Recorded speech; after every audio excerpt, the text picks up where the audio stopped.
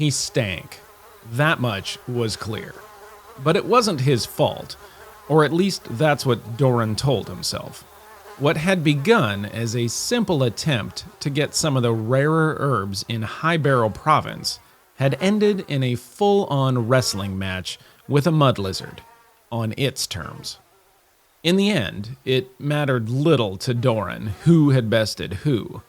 Doran was covered in mud and didn't much need the carcass of a mud lizard.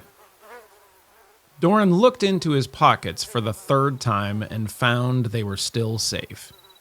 He had ventured out into the untamed wilds in search of king's mustard, a hard-to-find weed that grew around the high plateau swamps, such as the one he was currently dripping wet next to.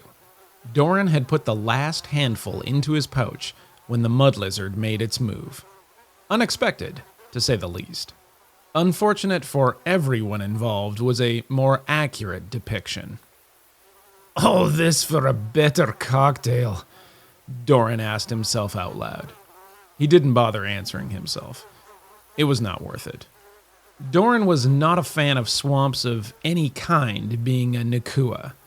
Niküa were dwarves, but not just any dwarves. While most dwarves loved the mountains and secluded themselves in underground coffins, or so Doran felt they were, in reality, most dwarven mines were places of majesty and towering caverns. The Niküa were quite the opposite. Separating themselves from their Dunzenkel cousins, the Dunyer, the Niküa left the mountains in search of open sky. They found something even better. The sea.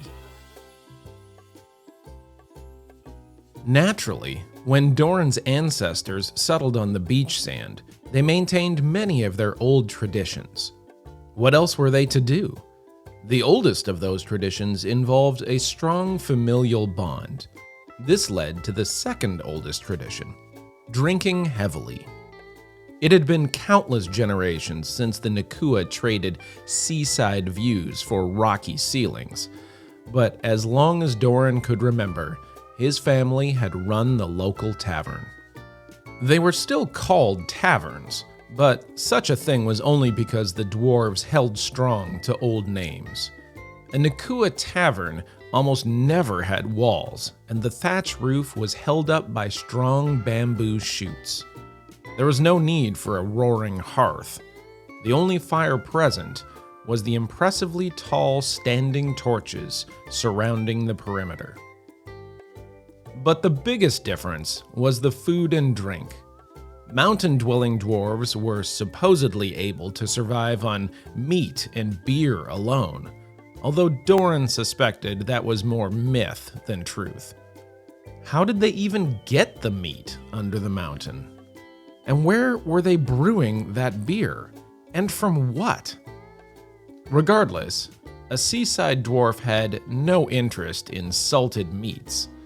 There was plenty of salt in the vast sea. Fruited drinks and distilled spirits were the common fare. Beer may have been an ancient dwarven tradition, but not to the Niküa. As for meat, well, the sea provides an ample menu that changed frequently enough for Doran's customers. Doran, however, was not the kind of barkeep that was satisfied with things that were common or even ample. There was always competition amongst the local taverns, despite the Broken Oar's reputation. Doran had inherited the oar, as he abbreviated it, from his late mother, and had run it with much success over the last 20 years. Doran liked to think the name was a nod to his ancestors from the mountains, breaking ore to run their forges and make the jewelry and weapons that dwarves were so famous for. Doran was not about to let that reputation flounder on his watch, which was already an impressive run and set to continue much longer due to the long lifespan of a dwarf.